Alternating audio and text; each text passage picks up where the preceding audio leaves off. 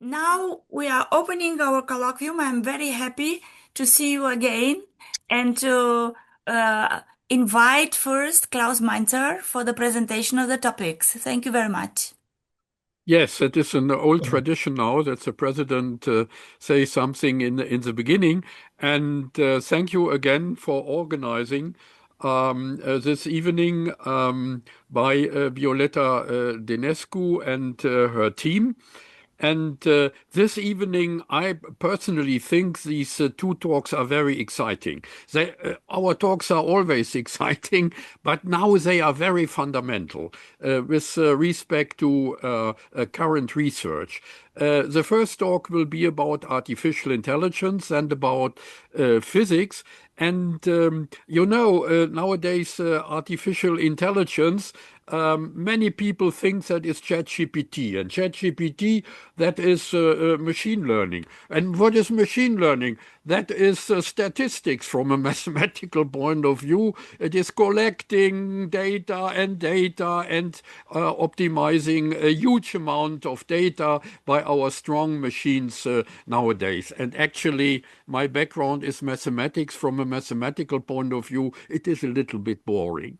And that is not only human intelligence. Human intelligence is, for example, Newton, for example, Einstein. And Newton started in the 18th century with very few data, only these few observational data of Kepler. But then he, this ingenious physicist, had a deep idea. Namely, there are fundamental laws, for example, that every effect in nature has a cause. That is the second law of his mechanics. And combined with this few Keplerian data, he established classical physics and the gravitational law with all these amazing predictions. And then Einstein, in the beginning of the 20th century, very few data, and his data were considered by the classical physicists as dirty effects of measurements. But then this ingenious idea of these partial differential equations, his field equations, which are the fundament of our theory of space-time nowadays. Now the point is, and that will be discussed in the first talk, that machine learning is not sufficient. It must be extended by the knowledge of physics, by these equations, partial differential equations, things like that, in order to extend our AI approach with our strong machines nowadays.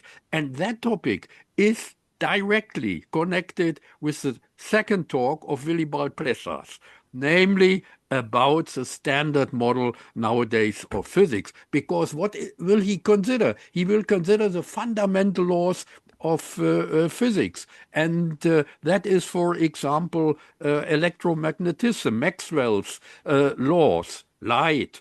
And on the other side, the weak force, beta decay, and the strong forces, for example, the nuclear forces and gravitational force.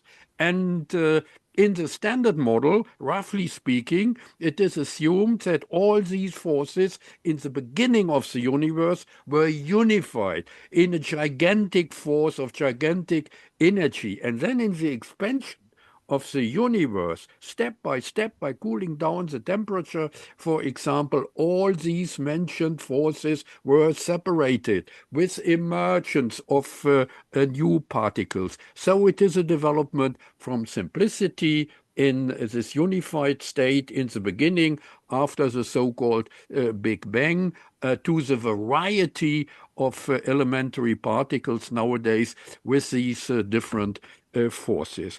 But, and that will be a point in his talk, is that nowadays there are deviations from these standard model nowadays, and therefore the physicists assume additional phenomena such as dark matter, dark energy, things like that.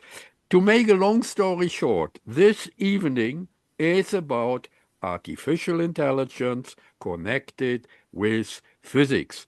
But in the beginning, as I underlined in my short introduction, there was the human mind, and I think that will be a topic for a lot of discussions. I thank you for your attention. Thank you very much. I have now the honor to invite Remus Teodorescu. I have this honor. I know Remus. He is also from Romania. I don't have any really idea about his research, but I am very happy to present him. Remus Teodorescu, IEEE Fellow, is professor with the Department of Energy Technology at Aalborg University. An IEEE Fellow is the highest grade of membership in the Institute of Electrical and Electronics Engineering, conferred upon individuals with an outstanding record of accomplishments in any of the IEEE fields of interest. He is also the founder and current coordinator of the Center of Research for Smart Battery and AIX, focusing on accelerating the green transition with help from artificial intelligence. He is currently the recipient of the prestigious Willibald Investigator Project Smart Battery 2127 and of the AI Green Willibald Infrastructure Grant. AI Research Center for Green Energy Transition. Recipient of this special distinction is just great. His main current research area is centered along physics-informed machine learning for accelerating modeling of electrochemical energy devices, batteries, fuel cells, and electrolyzers, and power grid. And he is also member of the Academy. Please, Remus, you have the floor. Thank you so much, Violeta, and welcome everybody to my presentation. I hope you can hear me well. I'm going to present about the physics informed machine learning, and as Klaus also mentioned in the introduction, that's becoming an important topic because traditionally AI has been studied by something related to data only. And after some time now, as I'm going to show, people realize that we especially in physics and chemistry, where we have a lot of discovered laws, equations, it's kind of a weird question why we cannot use those discoveries into training these AI systems.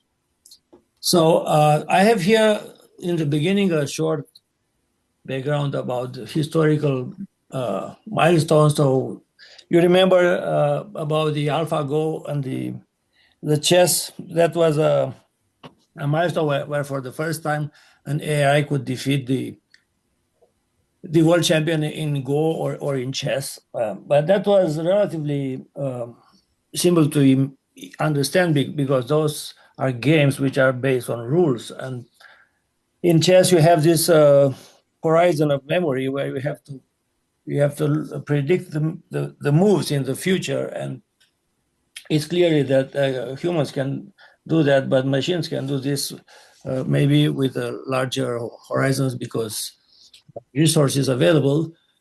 And then we have started to see AI making some improvement in science. So the 2021 was the year where Google has launched this AlphaFold. Actually, they solved a problem they've been dealing with many years. It's all these hundreds of millions of proteins that are known. They can unfold in very different structures, and humans knows how to predict these structures, but it's a very painful method, and it takes a very long time. So what AlphaFold proved was that you can accelerate this process to a very high degree. So they could they could map all the structures of proteins in very, very short time. You can maybe also ask yourself why they cannot do it with the genes, but the answer is that the human genome was already mapped in the 90s, where AI started later. Then what we've been experiencing in 2022 was these ChatGPTs. And ChatGPTs was something that looks like a human, that it can be language agnostic and topic agnostic, so you can see it, understand anything in any language, and it can give you answers.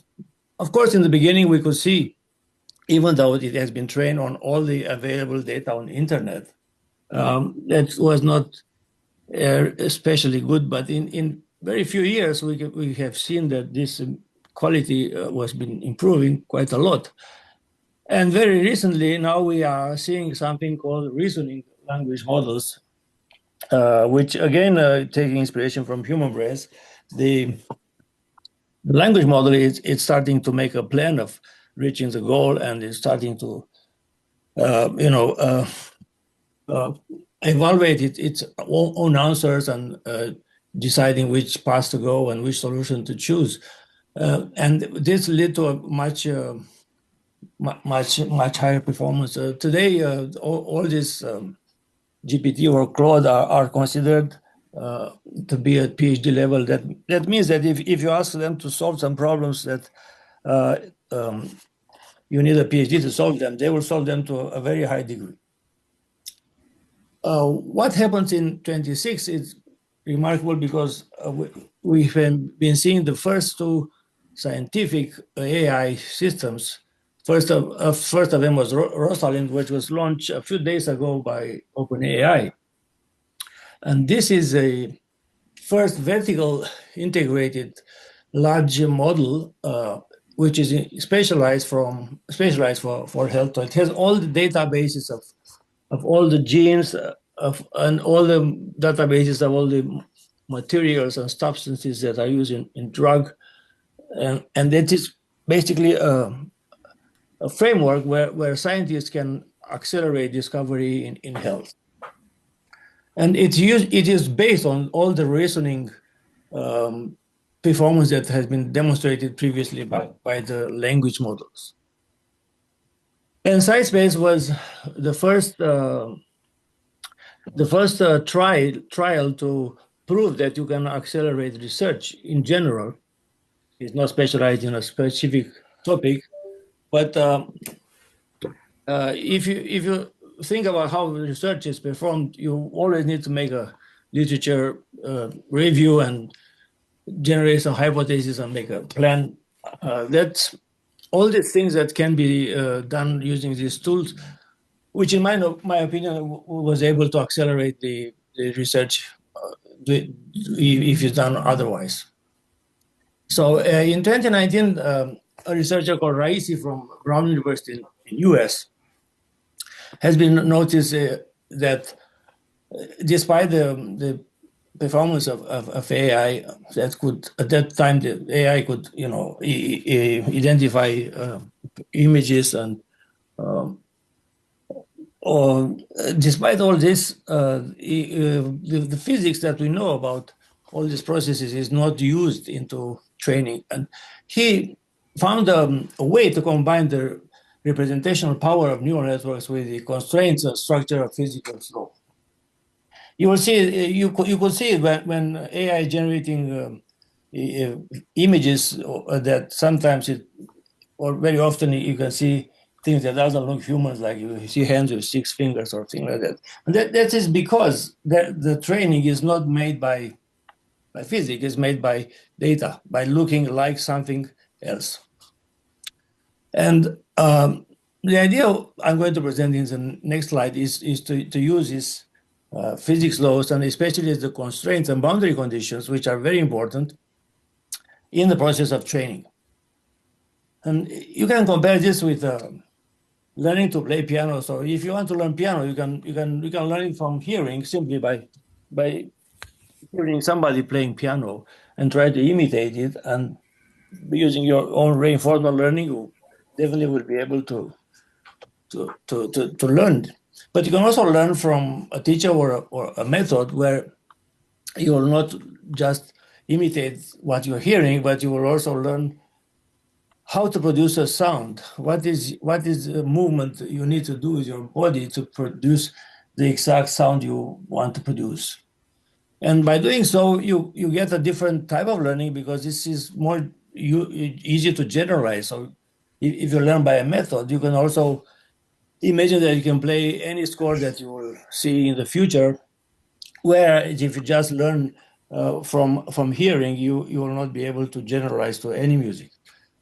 These are exactly the two dimensions that physics information learning is about, and it's very relevant for engineers, because in engineering we talk about mechanics, we talk about fluids, we talk about electricity, we talk about waves. All this physics, they are governed by equations which are already discovered, and it is why it's a very good idea to use for those. So you have the pure data machine learning, where it learns only from data, and it requires a lot of data. It has no interoperability or guarantees, and it fails to extrapolate. And usually it violates the physical constraints. Like we know very well in physics, you have all this conservation of energy or mass or momentum. And if you don't train on that specifically, you don't have any guarantee that the system will respect them. Where in the classical physics modeling, you have the PDEs, which are interpretable and trustworthy. You can apply them to any situation. It's a general solution. But they are computationally expensive, so it's very hard to solve them. And they require perfect knowledge of parameters. So the idea of RIC was to make this synthesis, to take the efficiency of machine learning in data combined with the physical fidelity of PDE solvers, and to get something trustworthy. We call it surrogate. The idea is that when you train a neural network, we have typically a structure of neural network. Let's say we have space and time as input, and you want to calculate an output that is called U. And you have some experiments where you know the dependence between X and U, and you use a backpropagation algorithm to train this weight sigma inside the neural networks, and until the prediction it matches the ground truth.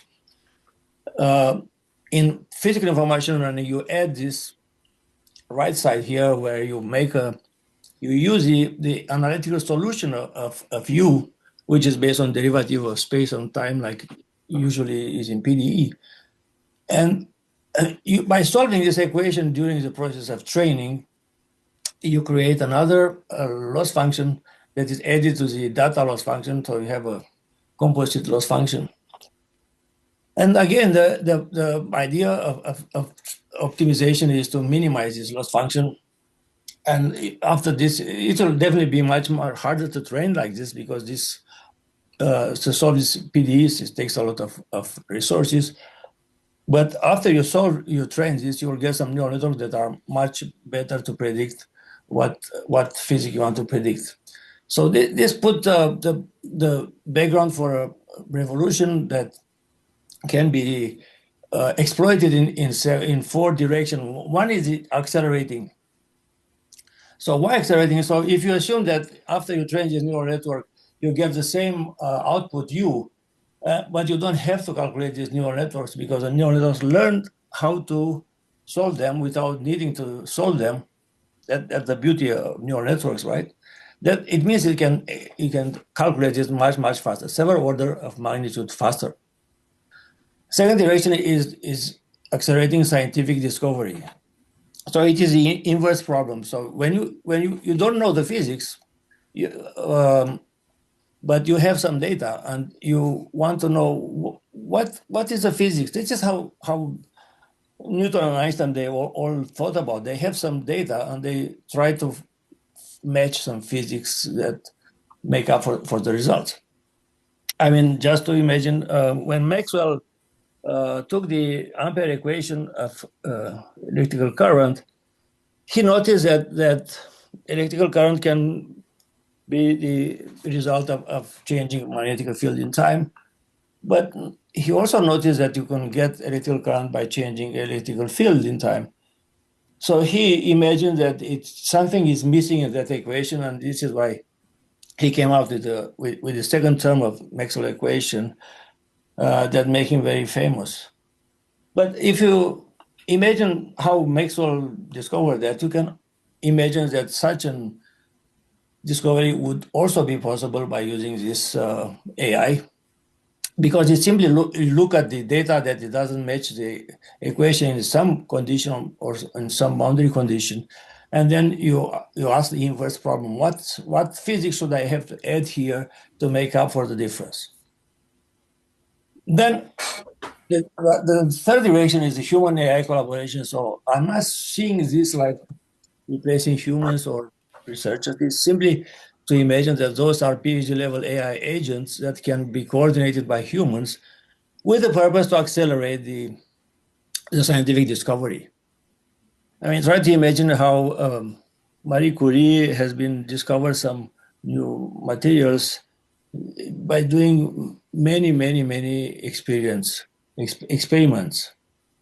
And the only limitation she had was that she was the human limitation. But if you can imagine, you can do that if you know where you should look, and you can have some agents that can perform this search for you. You can get a more scientific discovery in shorter time. And the fourth direction is about this art. We see that today you can have some AI-generated art, both in images, movies, or in music.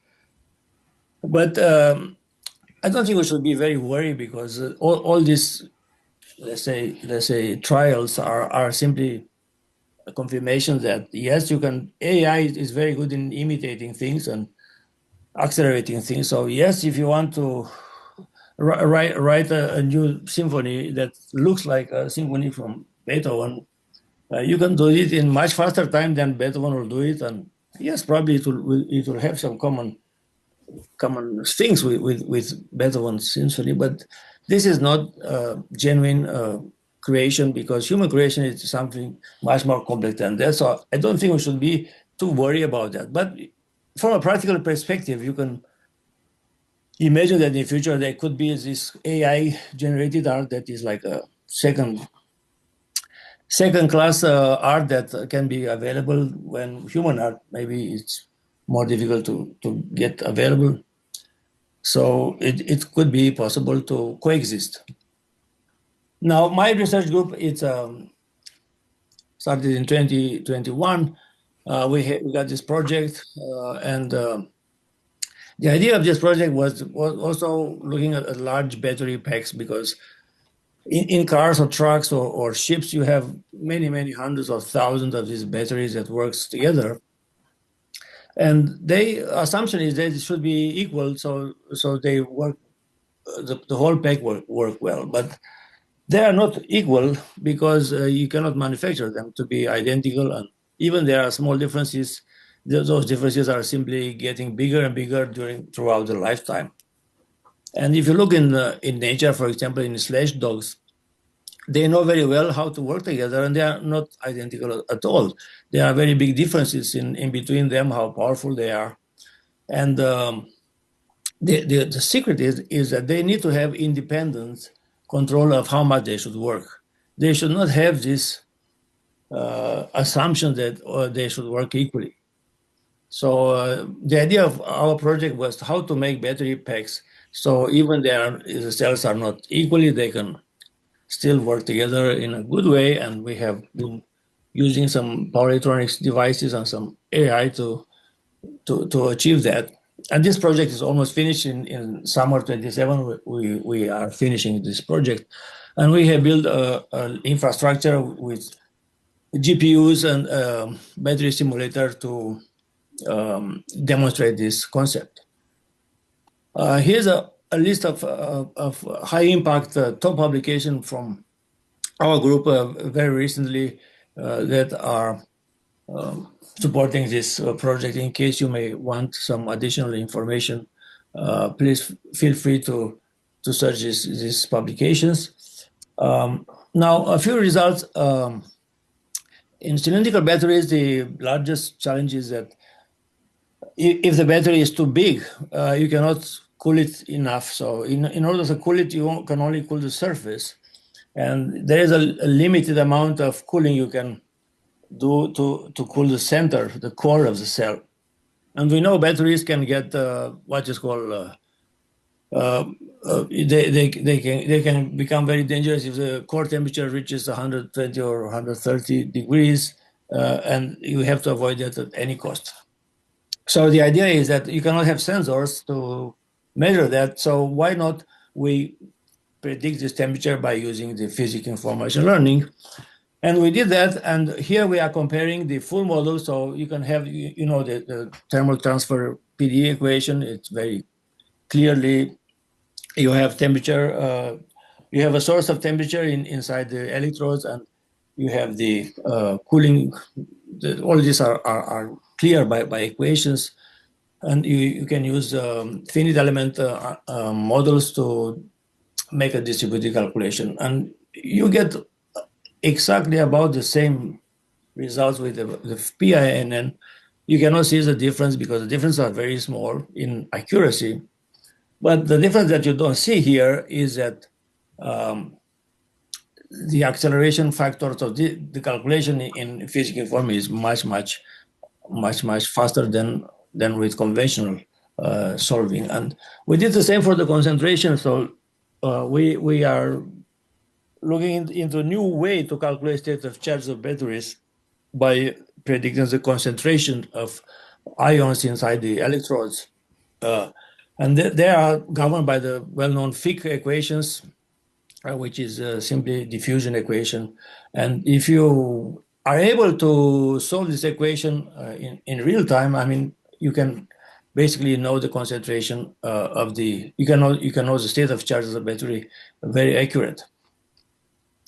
And then when we have both those systems working, the idea is that they should be installed in what is called a digital twin, which is part of the control of the battery packs.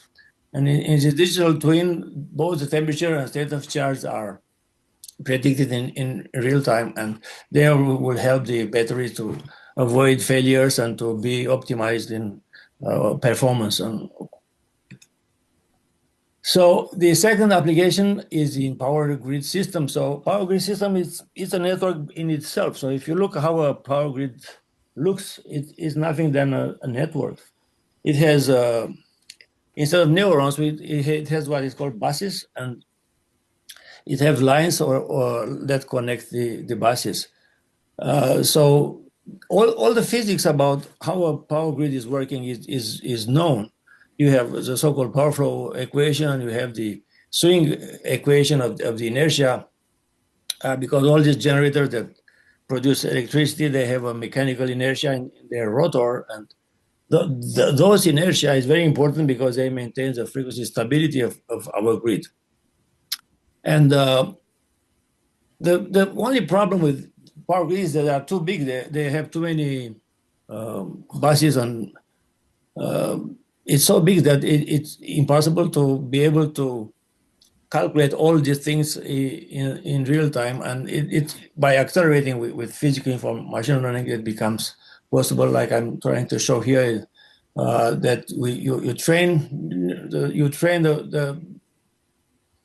the model of the power grid, and then you can deploy this on a GPU, and this model can predict the voltage in any buses in real time. So you can optimize for example, you have a lot of chargers, there are electrical car chargers that are coming online, and they can destabilize the grid. So you need to know how to deal with that so you don't destabilize the grid. So in the end, the perspective of physics-informed machine learning is very good in engineering. I'm looking into two areas. I'm looking in the area of large energy model, in the same way that you have today large language models, that becomes the foundation for many other scientific that have been shown. I could imagine that in near future we'll have a large energy model, something that knows everything about all the power grid and all this generation of power, either conventional or nuclear or wind or whatever. If such a system can be developed, then that can be used to make the green transition faster. And the second direction is the so-called real-time controller of energy devices. Energy devices is anything that use electrochemistry. It can be batteries or fuel cells or electrolyzers. There are things that are becoming more and more important in the future. And in order to make them work nice, you need to have some kind of real-time controller that could make them operate optimal and avoiding failures. And I'm also optimist in discovering new physics that it didn't happen yet, but I simply know it is possible. And I have seen a lot of papers, like a paper where the people simply rediscover equations discovered by physicists. That's a good sign that an AI can rediscover the same equations. You can simply try to extrapolate to think, how about if we now trying to find new physics? That would complete my presentation. Thank you very much for your attention. Thank you, Remus, very much for your fantastic timing also. We shall have the discussion after the second speech. Please, I have now I'm very happy to have here Tassos Bountis. Where are you? In order to present Willibald Plessas. Tassos? Okay, yes, here I am. Thank you very much. Well, I happily accepted the challenge because Willibald is a friend of mine from many Christmas symposia that we attended in Maribor, Slovenia. And I had the chance, he's half Greek, he speaks Greek very well. And he and I discussed a lot about his work and his research, and I listened to his talks. So it was easy for me to have the pleasure to introduce him tonight. Willibald Plessas is a professor emeritus at the Institute of Physics of the University of Graz, where he taught theoretical physics and mathematics. His research interests range from mathematical physics to nuclear and particle physics. He has done important work in the fields of few-body systems, developing models of nuclear forces and pioneering the description of hadron properties on the basis of fundamental interactions in elementary particle physics. Willibald Plessas has been a principal investigator in several national and international research projects, organizer of workshops, schools, and conferences, as well as editor-in-chief of the journal Few-Body Systems. Beyond physics, he was also the chairman of the Council of the University of Music and Performing Arts and in Graz during 2003 to 2008. After receiving his doctoral degree from the University of Graz in 1974, he returned to university as an assistant professor in 1977 and passed his habilitation for theoretical physics in 1982. He also worked at the universities of Padova, the Institute of Physique Nucléaire Orsay, France, the University of Osaka, and the European Center for Theoretical Studies in Nuclear Physics at Trento, in Italy. In 1987, he became university professor in Graz, leading the Department of Few-Body Physics. He formally retired in 2014, but continued to work as professor emeritus. Willibald has also served in several societies, the External Council of the Bogolyubov Laboratory of the Joint Institute for Nuclear Research in Dubna, in Russia. He was also secretary of the European Few-Body Physics Research Committee during 1990 to 2000. He organized and co-organized many scientific conferences and was also director of the Schladming Winter Schools of Theoretical Physics. He is also a recipient of the Theodor Kerner Prize and the Josef Kreiner Appraisal Prize. So it's a great pleasure to see him and listen to him again, that I am sure you will all enjoy and learn a lot from his presentation. So I will now share, I will first of all welcome to everybody again from my side, and then I will share the screen now. So my topic is the standard model of particle physics and beyond. So what is the aim of my talk, my presentation? I want to give you an idea how we understand the world from the viewpoint of fundamental physics.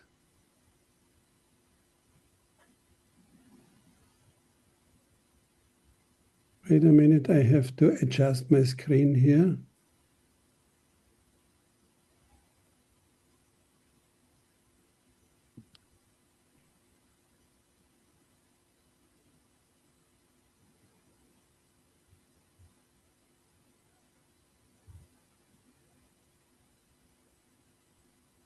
We can see very well, huh?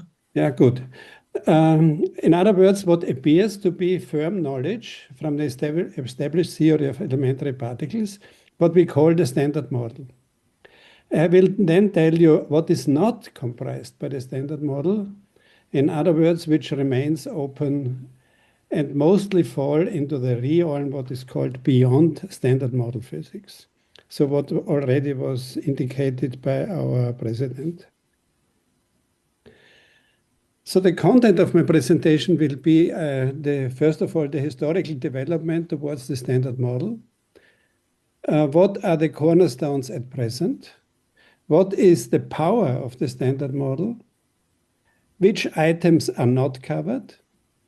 And what remain as a consequence as stunning open problems? And what are now the perspectives of beyond standard model physics? So I will go, first of all, historically. I will address the fundamentals. So the first is Einstein, who introduced the photon as a particle, because at that time in 1905, light was mostly understood as a wave phenomenon. So he introduced a particle, namely the photon.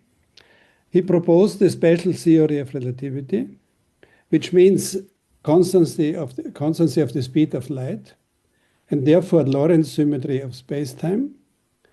And then about 10 years later, he proposed the general theory of relativity, which means curved space-time geometry and gravitational force. And this poses still the problem nowadays. There is a good quotation by John Archibald Wheeler about general relativity theory. And this is, space-time tells matter how to move, and matter tells space-time how to curve. So you see already, forces are connected with properties of space-time. So Einstein was given the Nobel Prize of 1921, but you see it was given only in 1922, because at that time people were not sure that what he proposed after the introduction of the photon, namely general relativity, if this is correct. So there was a big dispute, and the giving of the Nobel Prize was delayed by 1 year. You see, I stress again, the Nobel Prize was given not for the relativity theory, but for the interpretation of the photoelectric effect. So the next cornerstone is quantum theory. Here are especially 4 people involved. First of all, de Broglie, who proposed in his dissertation that particles should have wave properties. So just the other way around of Einstein, wave properties of light is caused by a particle, namely the photon, but here also that matter causes waves or has wave properties. So this was finally encoded into the theory of quantum mechanics by Werner Heisenberg. He got the Nobel Prize for that. And for two other people, Erwin Schrödinger, who was an Austrian, who proposed the same as Heisenberg, but in a different way, and by Paul Dirac, who especially dealt with the quantum theory of the electron. So the latter two got the Nobel Prize together in 1933. So by 1933, three particles were thus known: the electron, the photon, and the proton. But the question was, how can the atomic nucleus be described? For instance, the one of the deuteron, which was twice as heavy as the one of the hydrogen. And this problem was studied by Gamow, Heisenberg, Fermi, Majorana, and others, and could not be resolved, because a neutral particle of similar mass as the proton was missing. Fortunately, in the same time, Chadwick found the neutron. So the neutron was found as the neutral partner of the proton. Chadwick got the Nobel Prize for the discovery of the neutron. And then the atom was established, so to say. Everything was fine. You see the atom of a quantity of the size of an angstrom, namely 10 to the minus 8 centimeters, with the nucleus of the size of a femtometer, or the proton and the neutron of the size of the femtometer, 10 to the minus 13 centimeters, and the rest will come later. So the quark physics. You see, here is a question mark about the size, because we do not know the size of quarks. So by the middle of the century, quantum theory was established. Special and general theory of relativity was on the table. The structure of atoms was explored, and nuclear forces and nuclear physics established. In particular, these particles were known: the electron, the neutrino, the muon, which I have not talked about. This will later on be classified into the leptons, and the proton, the neutron, and the pion. But a few years later, many more particles were found beyond here the strongly interacting hadrons, proton, neutron, and pion, and also the eta particle. Namely, a whole bunch of particles that carried a new quantum number, which was either encoded as hypercharge or as strangeness. So people appeared to be strange. A whole particle zoo was around, and the question was, is there a systematics behind? Like, for instance, the periodic system of atoms. Now, physicists tried to find the systematics, and they classified the particles available there by electric charge. So you put electric charge on the horizontal axis, the hypercharge as seen in experiment on the vertical axis, and you find these textures here for the mesons and for the baryons, so for the strongly interacting particles. So baryons and mesons are called hadrons, from Greek varis, which means heavy, mesons, half, mesos, Greek, and adros, strong, stout, or thick, because they were subject to the strong interaction. So this was on the table. And the question was, what stands behind? What lies behind these textures? And the question, is there an underlying symmetry? Gell-Mann and others found the symmetry. Namely, it was mathematically speaking an SU3 symmetry, a special unitary symmetry of dimension 3.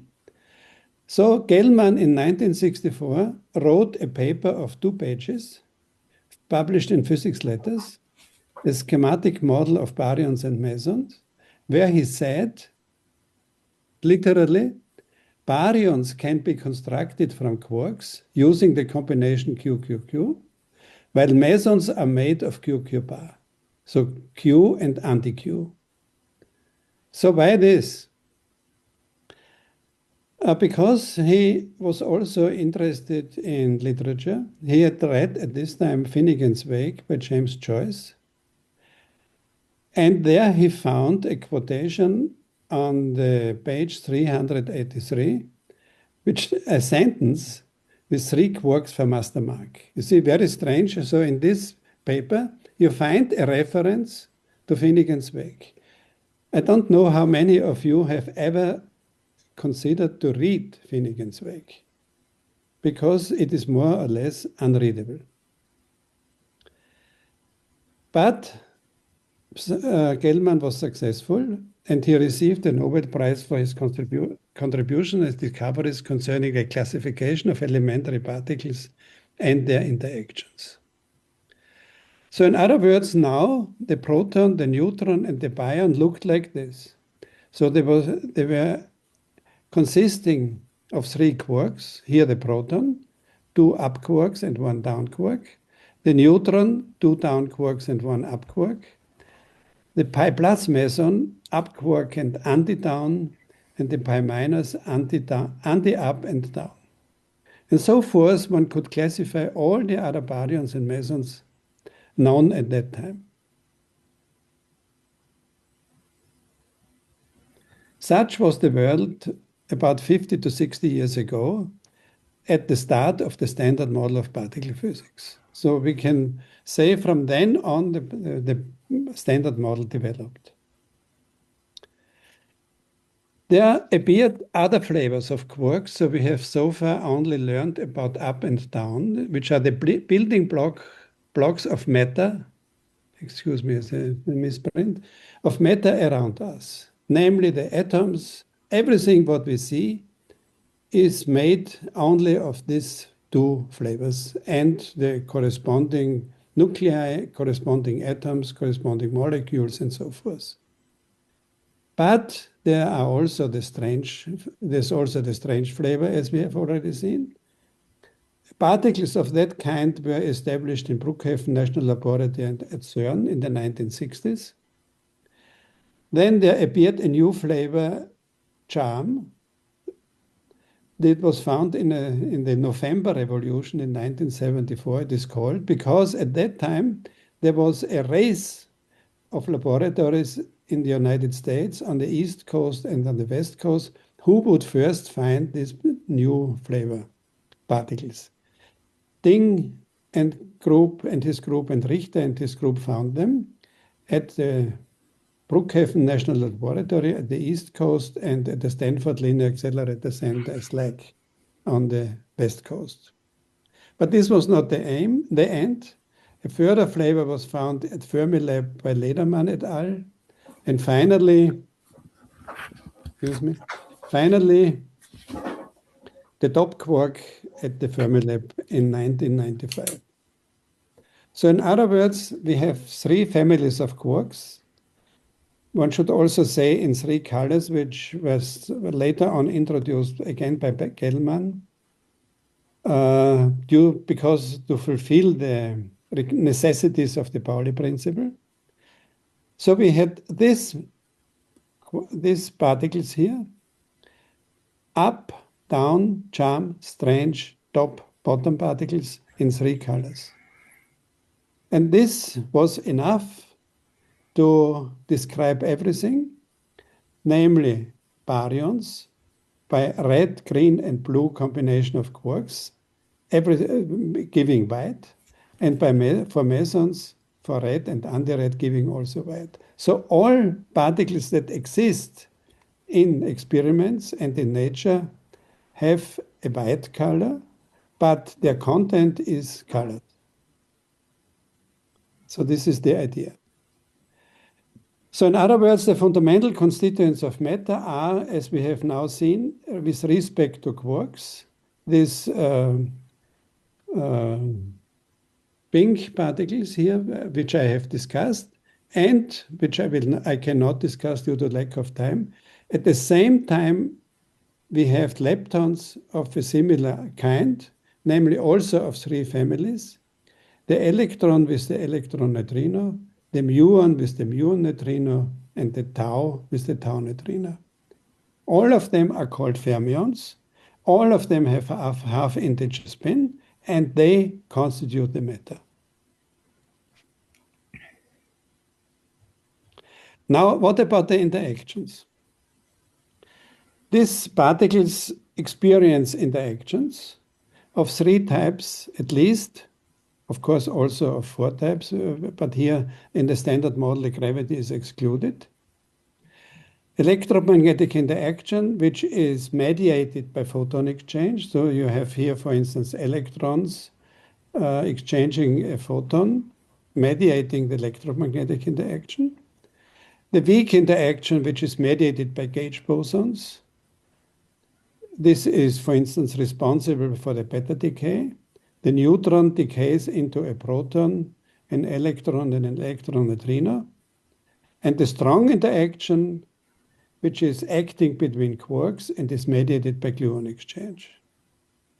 So now we have already arrived at the standard model, more or less. We know the fundamental constituents and we know the forces. So here is a summary of the standard model.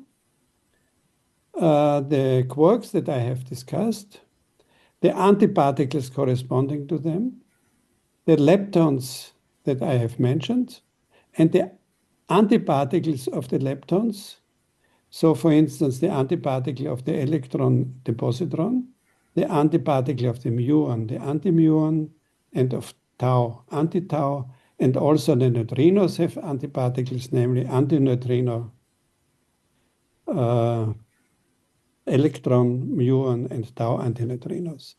And here are the mediators of the forces, strong interaction of the gluon, electromagnetic interaction by the photon, weak interaction by the intermediate bosons, Z, W, and W plus and W minus.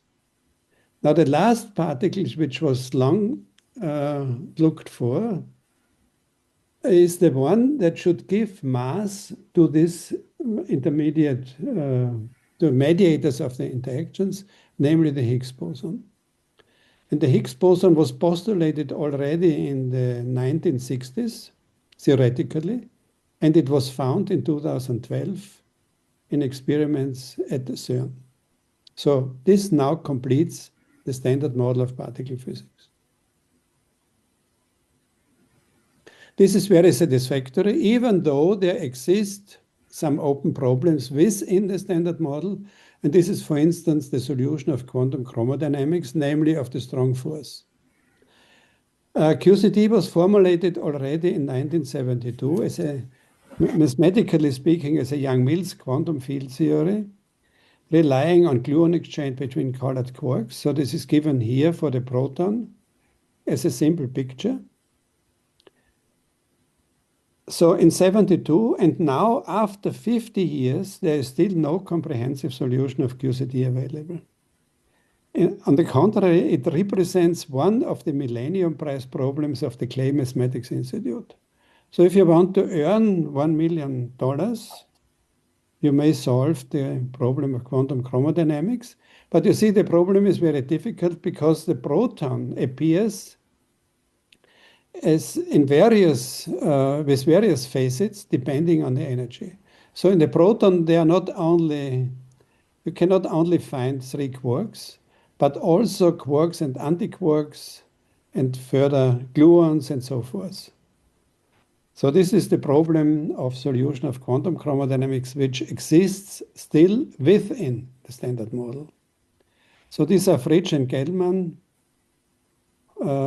Unfortunately, both of them are dead already. Gell-Mann died in 2019 and Fritsch in 2022.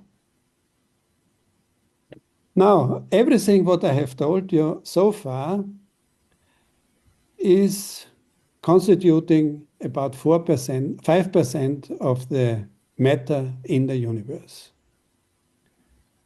So this small portion here of 5%, namely the atoms. So everything what you see, everything what is in the cosmos visible, what we call luminous matter, is only 5% of the matter that exists in the cosmos nowadays. It was different in previous times, but due to phase transitions and other effects, nowadays we have this distribution of matter in the universe. So this results from measurements of the cosmic microwave background radiation by the Wilkinson Microwave Anisotropy Probe satellite, which has investigated this property in 9 years of observations and produced this picture. So this picture is looking back almost to the origin of the universe, namely to the situation when the universe was only 350,000 years old. So it was extremely young. And this shows an anisotropy of matter. So these different points here are all different kinds of matter or the different magnitudes of matter. And we may now zoom in into this picture. You see, here is the satellite. It looks back to the beginning of the universe, or almost the beginning of the universe. So that means 13 or 14 billion of years. The universe has developed further. It has expanded and produced from a rather uniform distribution of matter, even if anisotrope, different things, namely particles, nuclei, atoms, and so forth. Here I give you some numbers so that you can imagine how which dimensions are involved. As I said, 13.8 billion years is the age of the universe. The total extension nowadays is 93 billion light years. That means 10 to the 27 meters. The age of the galaxies is 13 billion years. So galaxies were formed close to the beginning of the universe. The sun, much later, 4.6 billion years ago. The age of the planets is about the same. So when the solar system was formed, also the planets appeared.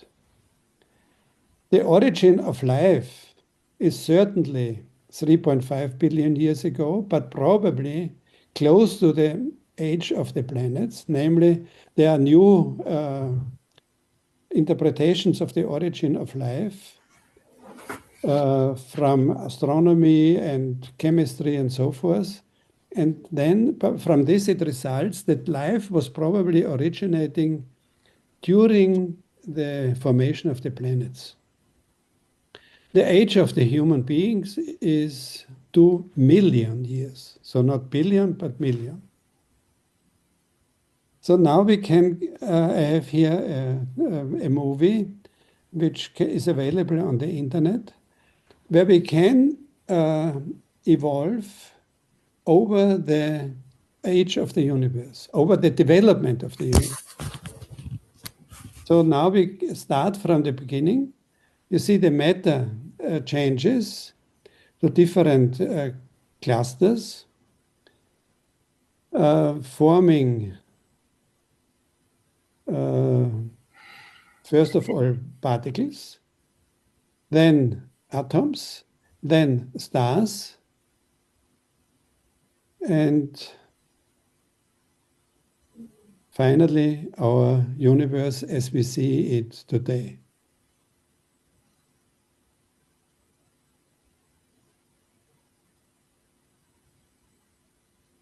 So you see here, we have started from the beginning of the universe to the present by this satellite. Now, all these observations hint to matter in the universe beyond the ordinary matter, so luminous matter.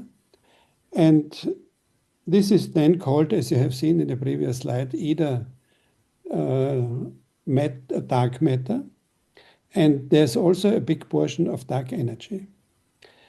Now, is this true? Or what are the indications? And the indications are most prominently found in the collision of galaxies, in particular of the so-called bullet cluster. This is a direct phenomenological indication for the existence of dark matter, namely luminous matter that emits radiation moves differently from gravitational matter. And this is seen here by the Chandra X-ray satellite. This was found or interpreted in 2004. So here, two galaxies collide, and after collision,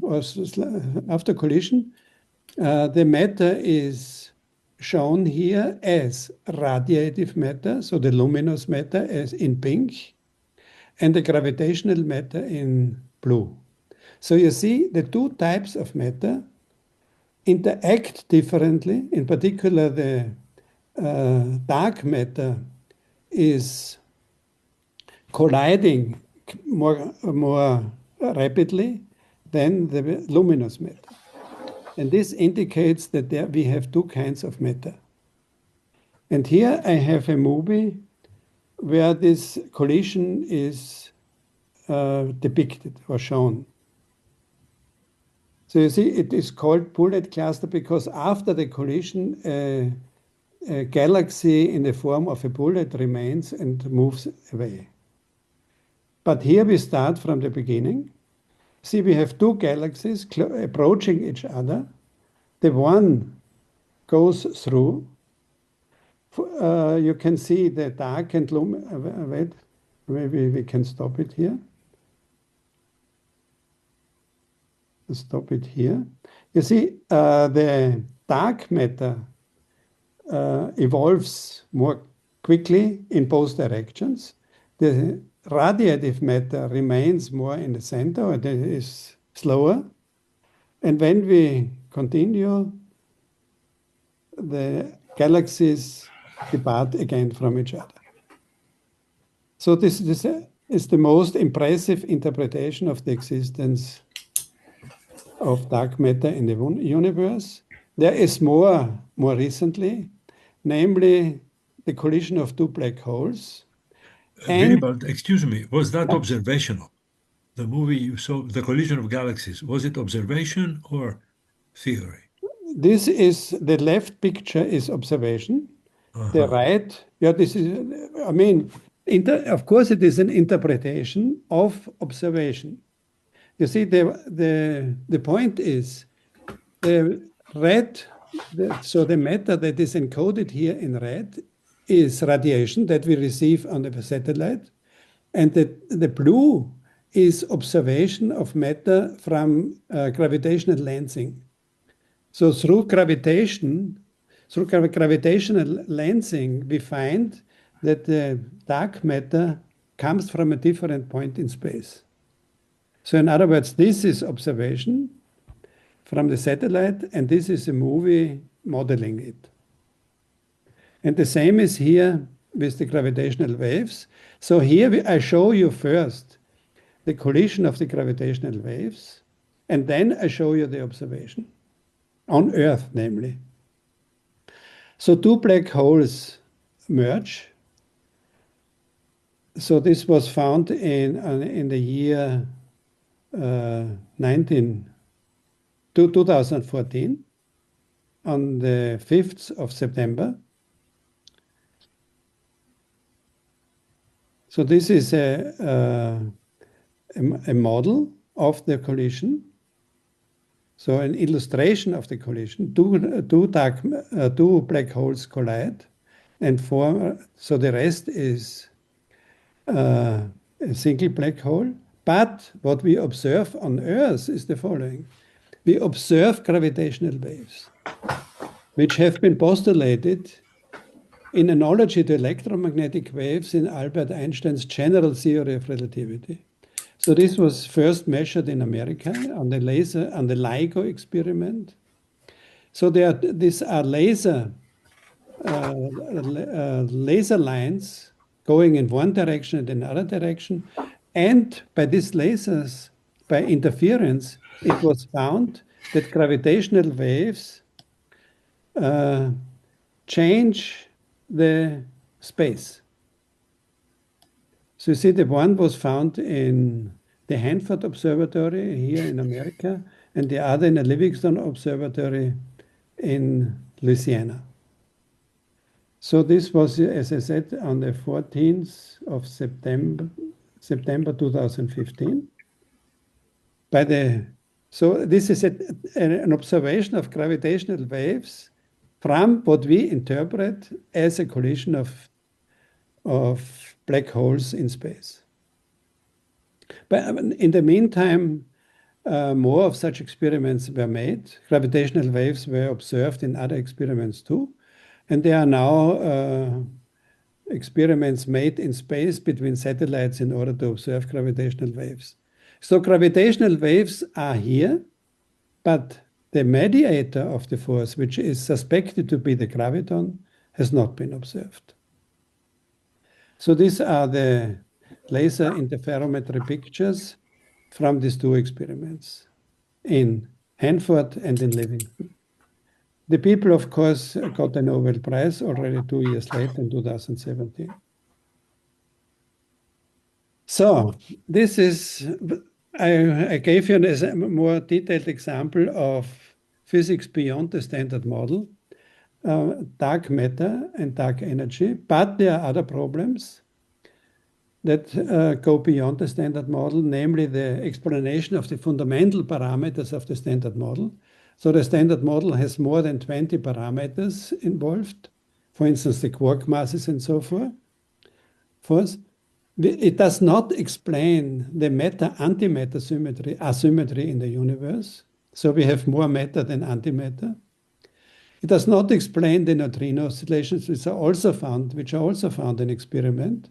So neutrinos commute among each other in their flavor content. Then we have observed dark matter by gravitational forces or by gravitational lensing, but we do not know what the dark matter particles are. Which mass do they have? How do they interact and so forth? We do not know the nature of dark matter and the nature of dark energy. We have no fundamental theory of gravity. And we do not know how to unify the forces, all that we know, in grand unification, namely how to go back to the origin of the universe. As our president has mentioned, in the beginning, it is suspected that all forces were unified. And there are several other details which remain open. So I think I have given you at least an overview, if not a detailed insight, into the present theory of elementary particles. And thank you for your attention. Wonderful. Thank you so much for your presentation. And now I would like to invite Tassos Bountis to begin with the coordination, with the moderation, please. Okay, very well. I will have people who raise their hand to speak, but I have a little challenging question for both speakers. Do you think that if we had AI 50 years ago, could it have solved the equations and found new things faster than the human brain did?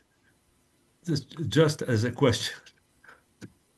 But Klaus Meinzer, yes, Mr. President, you have the floor. Unmute yourself, please.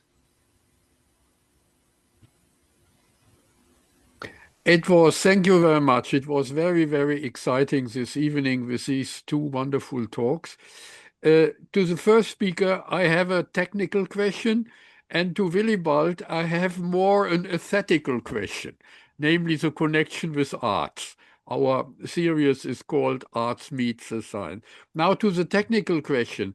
You highlighted that in this new approach of AI, the machine learning based on neural networks is connected with mathematical equations, physical equations. And these physical equations are in general very, very complex, not the mechanical equation of Newton, which I mentioned in my introduction. For example, the Navier-Stokes equation, that uses fluid dynamics and things like that. Now the question is, these networks, neural networks, we saw the schemes and the drawings of that are in general rather simple. But the equations are very complex. And what we need for the loss function you mentioned is a computation of the partial differential equations. And concerning Navier-Stokes, we in general only have numerical procedures, and they are not very rigorous.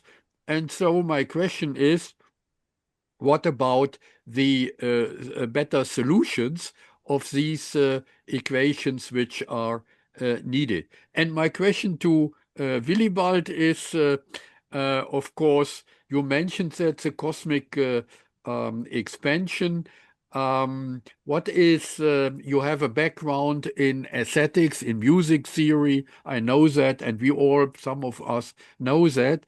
Now, you know that the universe is connected since Plato's times with assumptions of symmetry in modern mathematics. These are the gauge equations, which are characterized by gauge groups, and that means symmetry groups.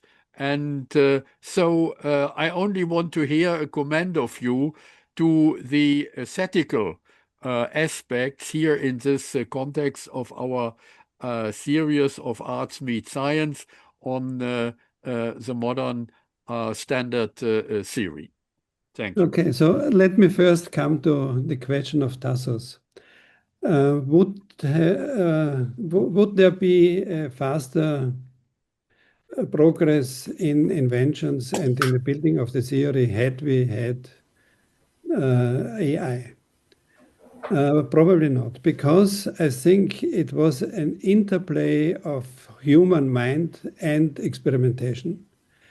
So already when the SU3 symmetry by Gell-Mann and others, Nambu and so forth, who got the Nobel Prize for that also, only when the symmetry was theoretically found, the particle was searched for and found in experiment, in this case in Brookhaven.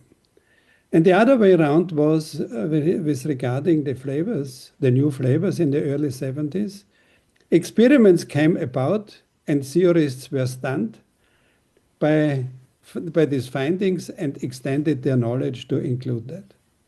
Nevertheless, always in the theoretical development, and then I come to Klaus' question, the guiding principle for all theoretical developments, I think, at least to my experience and also others, was along symmetries. And this is the same in arts, in particular in music. And it is not only symmetries, because as I said, the symmetries constitute the particles of matter, but we have also the interactions between them. And this is caused by the breaking of symmetries. And the same is in music. I think everything when a new thing comes about, or let's say a surprising thing comes about, or a new driving force comes about in music, you break symmetries in composition. I think maybe Violeta can comment on this. So you start out from, let's say, boring symmetries, then you break them, and then you find new insights. So this is my short answer to this. Thank you very much. Yeah, good. Now AI. Yes. Technical. I cannot answer the first question because I think there is a general principle that everything comes at the right moment. When you ask the question, if we had AI 50 years ago, that question is not is not a legal question because it's impossible to imagine that this could happen. I mean, we develop in a certain tempo and we discover new things, and it is like saying if we had the electricity in the Stone Age, what could we do? It's not a valid question. But I generally think that AI is not a genius like some humans can be, but it's simply an assistant or a multitude of assistants that very smart people can use them to, accelerate their research. Now, to the second question, I think what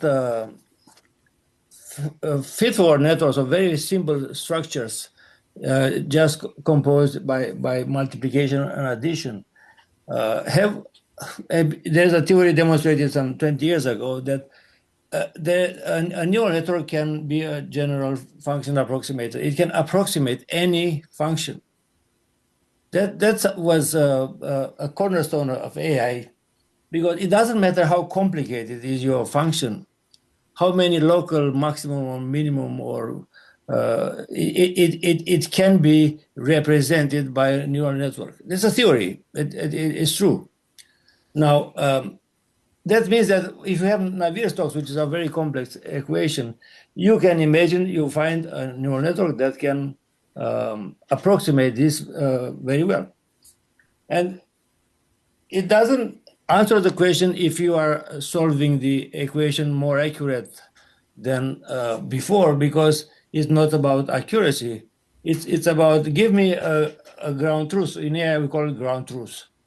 In Navier-Stokes, the ground truths are the solution made by finite element method. We don't have other methods to solve finite elements, right? Finite element, yeah. So of course there is some progress there as well. Today there are improvements and making them more accurate. But those are the teachers. Those are the ground truths in AI, and we simply make a neural network that can approximate that acceptable well, but that can be computed many times faster. So if you have a solver for this equation which is bad, it's like having a bad teacher, and of course, if you have a bad teacher, you cannot expect great performance. But the thing is that what makes this possible with AI is that the scale. So you should not be afraid of the scale. It can be huge. I mean, today we have neural networks of trillions of parameters. Trillions is 10 to the 12, I think.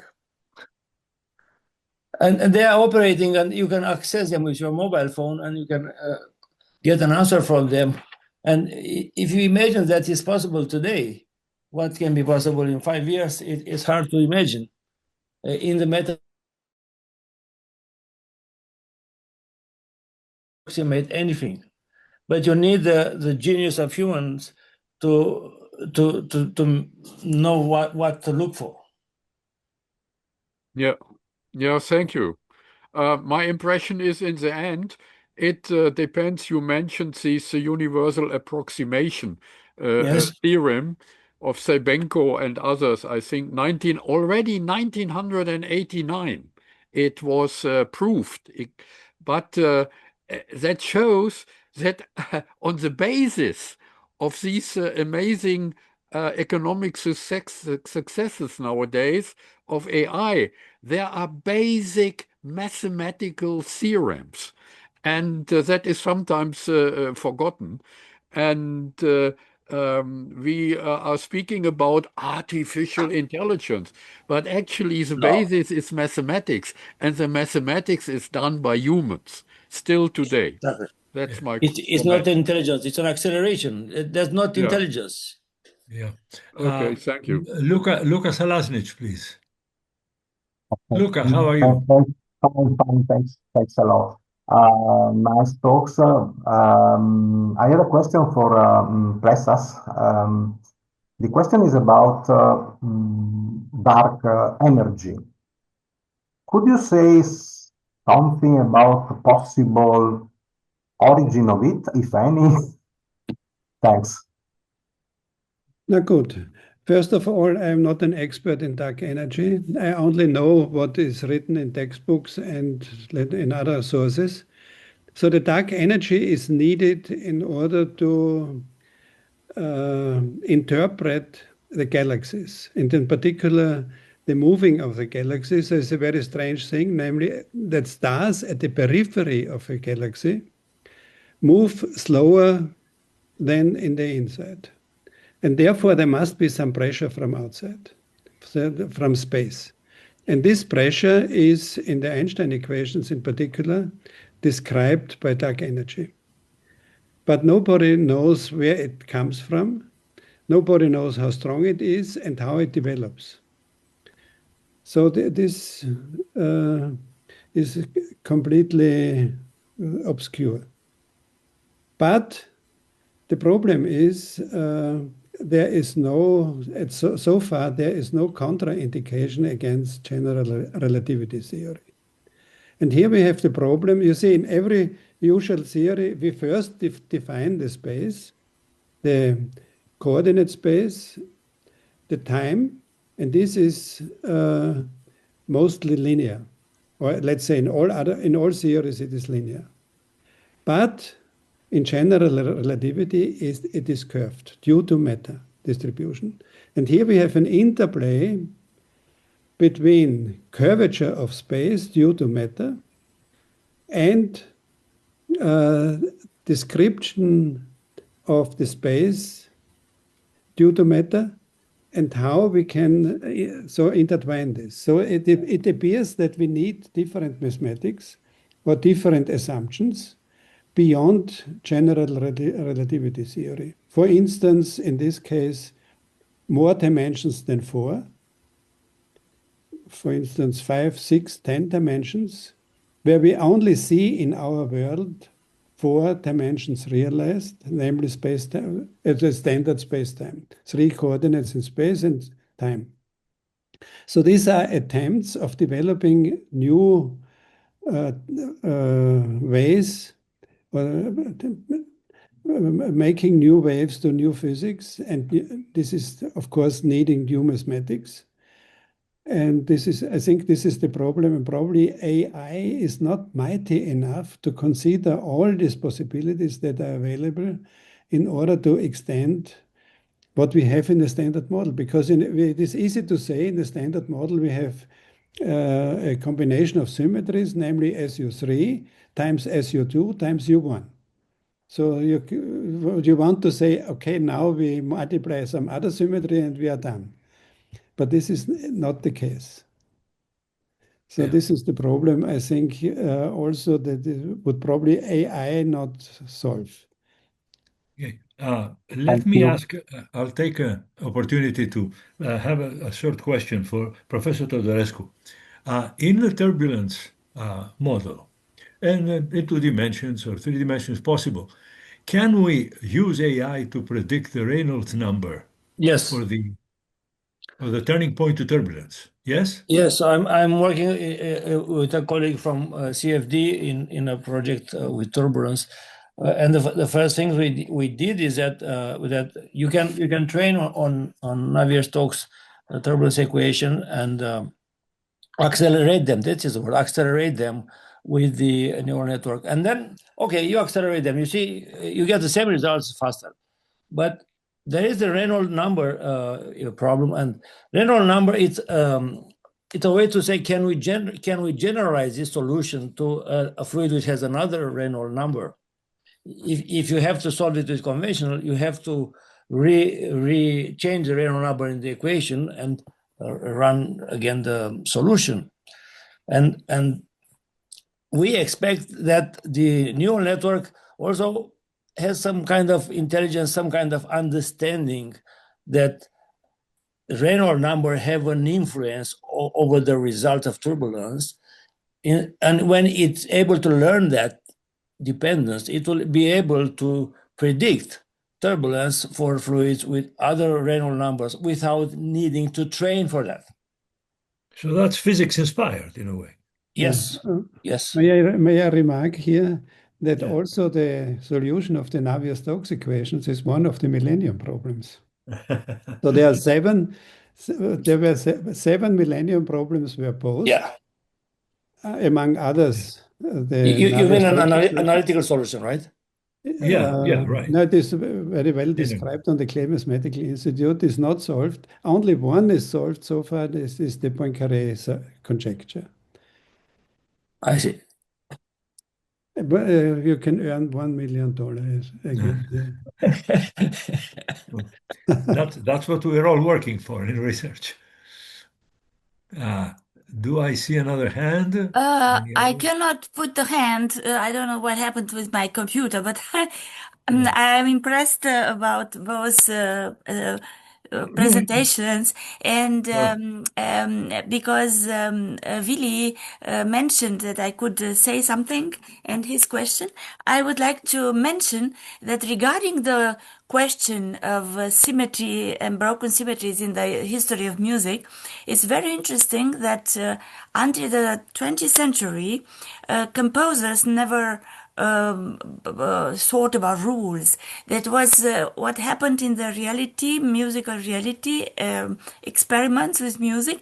And then finally, one of the composers who had more theoretical feeling concretize and make crystallize his rules. And if we think about the fugue as a form in music, only Bach, regarding Bach creating these rules. But if Bach would have had to make a exam at the Conservatoire National de Paris, he will never succeed with any of his fugue, because all the fugues are wrong from the point of view of the rules. So in fact, Willy, you are right when you speak about we all think the first step is thinking of symmetries, and then the surprises, and in fact the element of splendid creation is in the moment where we broke these rules. And if we think also of Beethoven, he never made a correct sonata form. Each sonata form is breaking some rules. And in the 20th century, especially in the second part of the 20th century, composers began to think like scientists and try to be very, very close to the rules and not to destroy the rules. And this, I think now we find ourselves in a new era in music when we are beginning again to break symmetries. But anyway, it's very inspiring for me that I really don't understand what we presented, both of you, but I have the feeling that I'm very inspired. And I think about this, for example, the notion of accelerating and dramatic acceleration is something very musical. And thank you very much for these inspiring talks. Yeah. Would you say, Violeta, that Xenakis, for example, broke some rules in his music? Yeah. Anyway, indeed, Xenakis. And you know that Xenakis also wrote books about his way of application architecture in music. And in fact, I spoke with some specialists, and they said his own rules are not very correct. So this is, in fact, the only, how would I say, general rule, in order to make real art, you need to break something. And this surprises, the element of surprises is also a very delicate thing. In the second part of the 20th century, one American composer had a crazy idea regarding surprising. And in the Grand Canyon, he took a piano, but a big piano, and threw it away in the Grand Canyon. And this is what is a performance, the music coming from this. Think about also Haydn with Surprise Symphony. So if we we can begin, but I think jeden Preis in German. So you do not have to make it on purpose. It's important to have in a feeling way, a natural way, existing way, desiring to do something because of necessity, not because of breaking rules or not breaking rules. But that I totally agree. That I have a short comment that today, if you want to detect if a music is made by AI or humans, the way to do it is to look for imperfections. Because a music made or performed by humans, we always have some small imperfections because humans are it's all about being imperfect, as you said. And where AI, it's all about being perfect. Indeed. Very interesting. But again, I'm engaged in these discussions on AI since decades, and on becoming elder and elder, I hesitate to use the word artificial intelligence. For me, from a mathematical point of view, these are only certain kinds of algorithms, statistical algorithms, stochastic algorithms, and now these wonderful aesthetical algorithms which are used in quantum mechanics, for example. And that brings me again to music.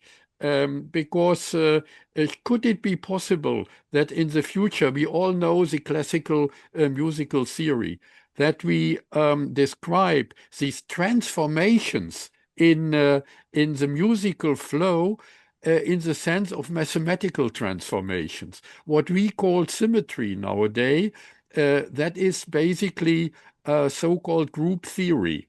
And your husband, Violeta, knows very well what group theory is. And with this kind of transformations in physics, the symmetries are described. So my idea is to use this mathematical instrument also to describe the symmetries in music and in arts. And so there is a common bridge between arts and science. The old idea of Plato, I like Plato, and because he had this ingenious idea that art and science in its roots are common. And that can be described even by modern mathematics. That is my idea. Yes, thank you. And Pythagoras the same, for the notes of music and the number theory. It's a very good idea, and it is a strong vision for our future researchers. Wonderful. Thank you so much. Tassos, you wanted to announce something. Announce something? Yeah, at the very beginning you said you would like to say something. No, yes, I said something just to fill in the gaps, but about summer schools we are organizing in Greece. And if anything, this is quite, I think, impressive that the number of the summer schools, and I think a steady attention. Conferences are very good, and we all go to conferences, but I think that a more systematic way of training our young people through summer schools can be done almost every year, and with new ideas and new things coming up on the surface. I found in my experience at least that this was very, very useful to see young people that you knew at the age of 20 now come to another summer school at the age of 30 and see the difference and the new things that they can bring. So I give you an example for that. In 1972, Gellmann was lecturing in the Schladming Winter School in February. And there was a student, a postdoc participating in the school. And this was Harald Fritsch. And Harald Fritsch got in contact with Gellmann. In fact, they had complementary knowledge on field theory. Gellmann did not know about Young-Mills theory. Fritsch was expert in young will theory. He came from Leipzig as a refugee from the Democratic Republic of Germany. And so they both of them interacted. Gell-Mann took him as a postdoc to Pasadena. And in fall 1972, only half a year later, they started to formulate quantum chromodynamics. That came from a summer school or Yeah. conference. Okay. More or less. Yes. So this is an example of meeting of two different complementary expertises, combining them and finding a new way, a new theory. And especially inspiring the young people who are looking today for something to do in their life. Yeah, and myself, science. I asked Gell-Mann personally if he knew at that time young will theory, and he said no, he did not know. He learned it from Fritsch, from the student.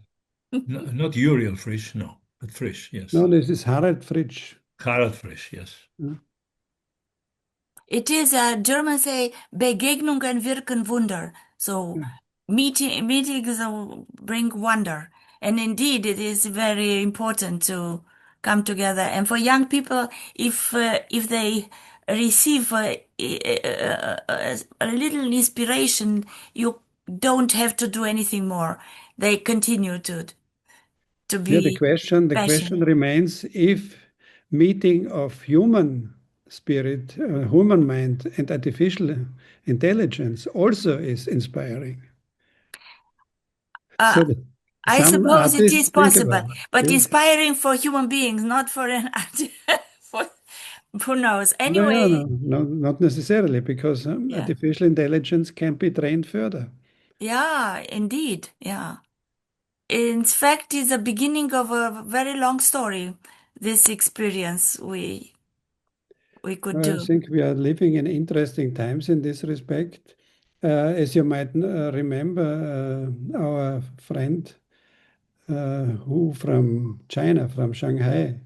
So she is also advocating interconnection of artificial intelligence and human mind in arts. Yeah, And on Wang. the other hand, I Yeah. would say in physics, we have severe problems. So dark matter is now on the table for more than 20 years, 30 years, and there's hardly any progress to first of all to interpret it theoretically and to find it experimentally on Earth. So there are big experiments going on various places on Earth to find dark matter particles, but none of them are so far conclusive and successful. When you spoke about this and you mentioned also dark energy, immediately I was thinking about a combination coexistence of all kinds of pitches we can hear. That it could be really a chord, a cluster, a universal cluster. In this moment when you said dark energy, it is, in fact, all the time is possible to get inspired. If which of us could, I imagine people who write poetry or people who write novels also can can be inspired from this. But anyway, what you said today is for me so musical and so inspiring. I don't understand anything, but it is all the time creating correspondences. As I told you, universal cluster, all pitches are strong, the dark energy. Kepler had orbits of the planets as, for instance, as an artistic expression. But now it may be that space is full of witches. Yeah. Yeah. Space is full of witches. Yeah. And a dramatic acceleration of the correspondence between AI and human beings. Yeah. I would like to tell you that in 2 weeks we shall have our next colloquium with Verika Tresniak. She will speak also about AI, but human rights and ethics.